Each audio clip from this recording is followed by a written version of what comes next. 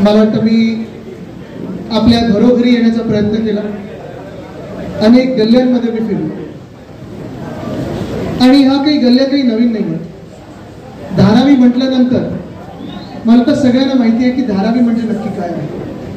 खूप लोकांना वाटतं जे आता DRP वगैरे करतायत त्यांना वाटतं ही फक्त झोपडपट्टी, आणि मी त्यांना हेच सांगत असतो की धारावी ही झोपडपट्टी नाहीये. धारावी हा मुंबईचा जीव आहे, मुंबईचा प्राण आहे.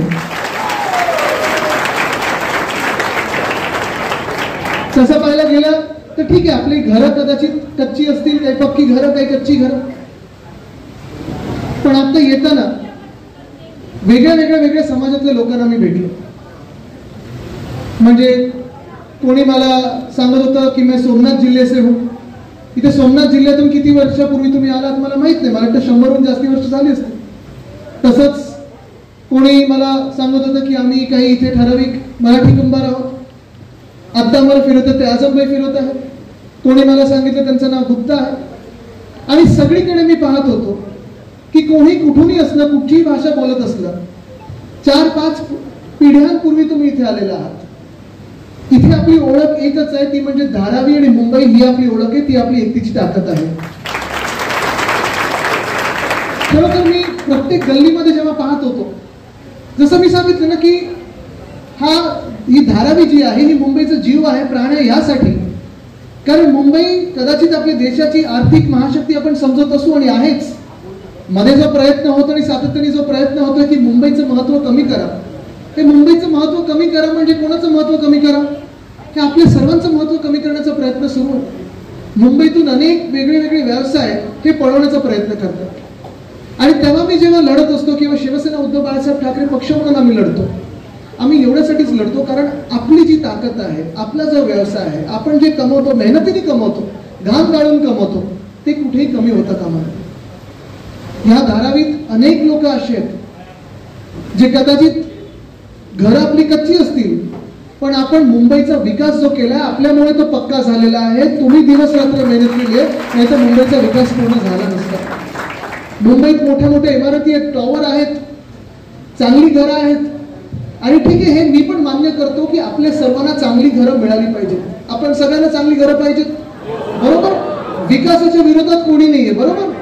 हम कोई विकास के खिलाफ नहीं है, पण जो विकास होईल तो पहिला आणि सर्वप्रथम आपला विकास झाला पाहिजे, तुमच्या सगळ्यांचा विकास झाला पाहिजे, मग दुसरे कोणाचा विकास होऊ शकतो.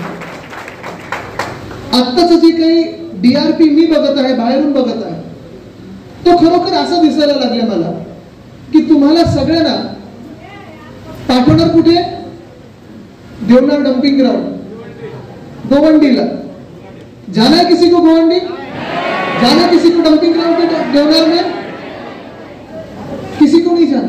हमारी मांग यही है कि हमें सबको यही घर चाहिए, हर एक को पात्र बनाना चाहिए, और हमारा जो व्यवसाय है कुंभारवाड़ा में वो वैसे की वैसे ही रहे, अच्छा बने, अच्छी जगह दे तो हम मानेंगे,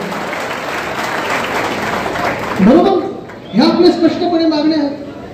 आज जेव्हा हा लढा होत चाललेला आहे, इथे माझ्यासोबत अनेक लोक मंचावर आहेत. आपली धारावी बचाव समिती आहे, आमच्या पक्षातून अनेक लोक आहेत जे पहिल्यापासून लढत राहिलेले आहेत. आणि मी पहिल्यापासून सांगत आलोय की अदानी या व्यक्तीला माझा विरोध नाहीये. विकास कोणी करावा. जगात तुमचं स्वप्न असेल की मला जगातलं सर्वात श्रीमंत बनायचे, बना, पण माझ्या मुंबईला लुटून मी तुम्हाला श्रीमंत बनवून देणार नाही. मुंबईचा विकास नाही, श्रीमंत व्हा, मला काही हरकत नाही. पण ही ताकद आपल्यामध्ये असली पाहिजे, ही एकजूट आपल्यामध्ये असली पाहिजे. तसं पाहायला गेलं तर धारावी जवळपास 300 एकरची धारावी आहे, आणि 300 एकरच्या धारावीमध्ये विकास करायला या बाजूलाच आपण 250 एकर अजून दिले होते. जेव्हा आपलं सरकार होतं, उद्धव साहेब जेव्हा मुख्यमंत्री होते, तेव्हा जेव्हा हे टेंडर निघालं असतं, तेव्हा आपलं हे टेंडर निघालंच नाही, हे नंतर निघालं. आणि सरकार पाडलं आणि टेंडर काढलं. पण तेव्हा पण जर टेंडर निघालं असतं, कोणालाही मिळू शकलं असतं. कदाचित अदानी असू शकले असते, कोणी असू शकले असते. पण आमची अट हीच होती की धारावीमध्ये पिढ्यानपिढ्या जे लोक राहत आलेले आहेत ते तसेच्या तसे तिथेच त्यांना घरं मिळाली पाहिजे, त्यांना हक्काची घरं मिळाली पाहिजे, तर प्रत्येक जण पात्र झालं पाहिजे. मध्ये तो सर्वे कुठे झाला? मेघवाडीमध्ये झाला. सर्वे मेघवाडीमध्ये झाला. मी त्या लोकांना भेटलो आणि मेघवाडीचे लोक मला सांगतात की साहब हम पहले से यहाँ रहते हैं, लगभग 100 साल से यहाँ लोग रहते आए हैं और 80% लोगों को अपात्र किया गया. जाणार कुठे, राहणार कसं? बरोबर बोलतो ना मी, जाणार कुठे? आणि आज म्हणूनच मी तुमच्या सोबत इथे उभं राहायला आलोय. तसं पाहायला गेलं तर कुंभारवाडा आणि आता मी घरोघरी गेलो, ती कला आहे. खरं कलाच, तुम्ही सगळे कलाकार आहात आणि म्हणून मी कलानगर मधूनच तुमच्यासाठी इथे उभं राहायला आलेलो.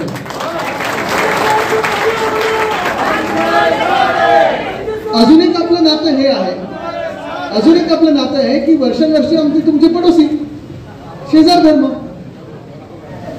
हाक मारली की आम्ही येतोच इथे.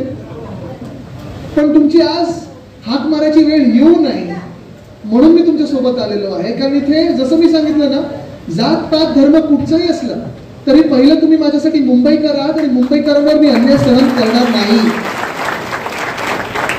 धारावीमधून अनेक गोष्टी घडू शकतात. इथे आपला कुंभारवाडा आहे, इथे आपला कोळीवाडा आहे, इथे अनेक व्यवसाय आहेत, मीडियम स्मॉल मीडियम इंडस्ट्रीज आहेत. पण ह्या सगळ्या इंडस्ट्रीज आणि सगळे रहिवासी, ठीक आहे, आम्हाला कदाचित धारावी विकास करताना हे सरकार आम्हाला झोपडपट्टी म्हणून बघत असेल, पण इथे आत येऊन बघितलं तर मुंबईचं सगळं ते सोनं आहे ते इथून येतं, पण मुंबई इथून चालते. धारावीचा जर विकास करायचा असेल तर आमच्या डोळ्यासमोर विजन स्पष्ट आहे. पहिली मागणी ही आहे, कारण आता मी प्रेसवाल्यांसोबतच तुमच्या घरोघरी येत होतो. अनेक लोकांचं मी पाहिलं, कोणाचं घर 6 फुटाचं नाही म्हणून अपात्र केलेलं आहे. कोणाचं घर आपण पाहतो ग्राउंड फ्लोअर वर काम चालतं, पहिला आणि दुसऱ्या माळा भावंडच राहतात किंवा भाऊ बहीण राहतात, 2 वेगळ्या पिढ्या राहतात, अपात्र केलेलं आहे. म्हणजे एक भाऊ इथे, दुसरा भाऊ कुठे, तिसरा भाऊ कुठे, एकाला गोवंडीत, एकाला बुलुंडला, कोणाला कुठे अक्सा बीचवर. हे चालणार नाही. पिढ्यानपिढ्याचे 5 पिढ्या